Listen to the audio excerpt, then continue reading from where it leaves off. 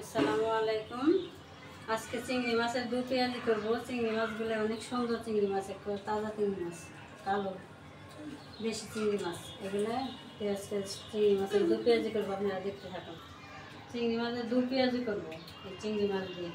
আমার নাতিনি চিংড়ি মাছ খাইতে চাইছে, এই জন্য চিংড়ি মাছ আনছি।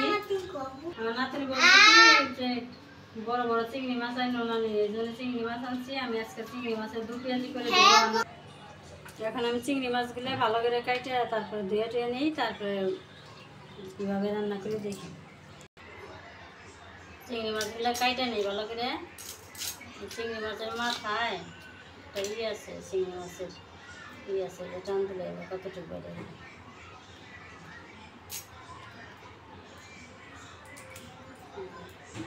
এইভাবে টান দিলেই এই যে এটা সুন্দর হয়ে যাবে। এই চিংড়ি মাছটা রাখলাম,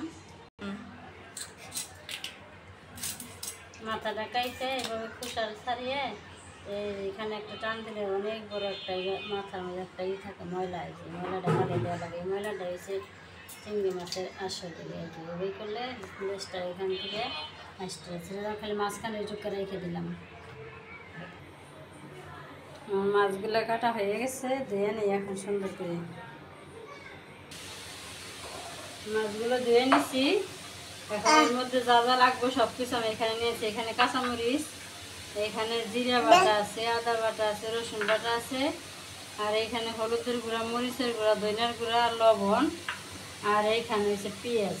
যেহেতু পেঁয়াজের দু পেঁয়াজি করবো এই জন্যে বেশি করে পেঁয়াজ নিচ্ছি। এগুলো সব এখন মাছটা ভালো করে আমি ভেজে নেবো হলুদ দিয়ে আর লবণ দিয়ে। এখন তেল দিয়ে দিই কড়াইতে। তেলটা গরম হইলে একটু ভালো করে মশমশা করে ভাজে নিই। লবণ দিয়ে নাও, লবণ দিয়ে নাও। এত করতেছি গম্বা।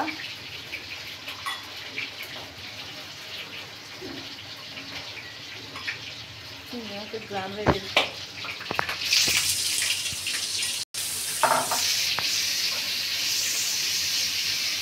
গোলাপ ফুল লেগে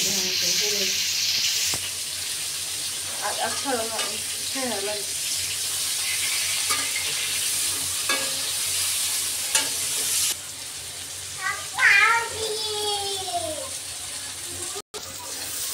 মাছগুলো আমার ভাজা হয়ে গেছে, এখন এর মধ্যে আমি সব মশলা দিয়ে দেবো।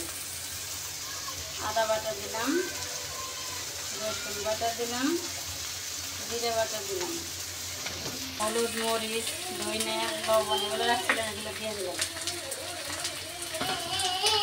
এগুলো কাঁচামরিচ দিয়ে দিলাম।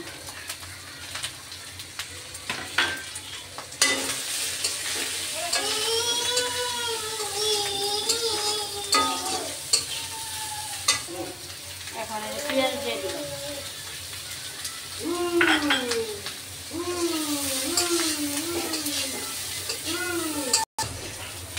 আবার চিংড়ি মাছের দু পেঁয়াজ হয়ে গেছে, এখন নামিয়ে নিই।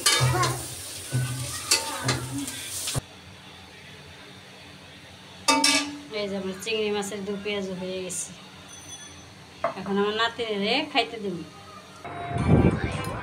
না রাইসা নাও চিংড়ি মাছ।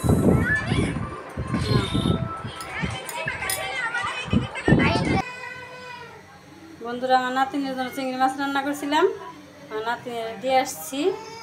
যারা কষ্ট করে ভিডিওটা দেখলেন তাদেরকে ধন্যবাদ। আপনারা ভালো থাকবেন, সুস্থ থাকবেন, আমার পাশে থাকবেন। আল্লাহ হাফেজ।